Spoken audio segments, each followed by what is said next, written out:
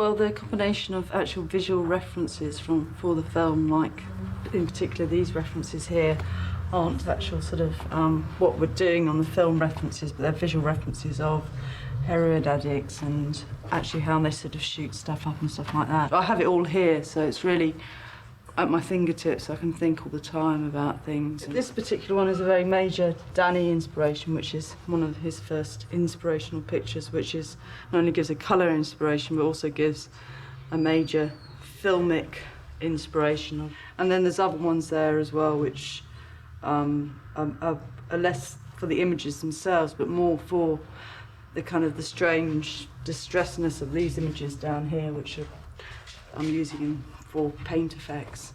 We don't always have definite ideas of Swanee should be that shape, or Renton's flat in Edinburgh should be that, you know, this shape. So as you see more locations, you get ideas which then evolve into the actual set. Shallow Grave was kind of far more about setting people against colour and kind of having them silhouetted almost against the background within this set, but this is much more textural. For example, we've done a London pub interior, but we actually did it in Glasgow, so this was the shell of the pub before we went in and did our stuff in it. Danny's sort of the main, also collects images before he starts actual sort of going into all the details about sort of the actual specifics of the design of the film, and this is his book of ideas. And I think this book in itself is a kind of very clear visual representation of the kind of feel of the film. The silhouette inspiration is a very major, and this isolation of the silhouettes within an environment and stuff. So I think these images sort of reflect very sort of positive up images of Trainspotting, the sort of camaraderie of the friendship of the people in the film, sort of team spirit, a group of friends, and that's what the film's about. All these series of pictures, particularly for the park, series of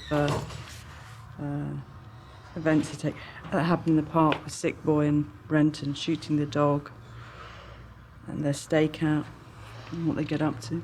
So these images here, particularly to do with Sick Boy, who's obsessed with Sean Connery, with women as well. So all the images of women in Swanee's, because he's staying at Swanee's, are done by Sick Boy. Actually, that one really reminds me of when Renton's coming off of, you know, his isolation.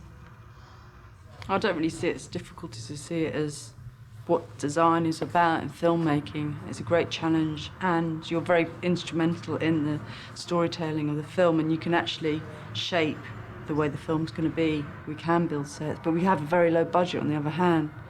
So that in itself is another challenge, you know what I mean? So it's like, you've got all these things to juggle around, but that, you know, I love it. It's just a fantastic challenge. And it's just trying to help the story along through a visual context, which I think, you know, but also make it very stylised, but at the same time not making it arty.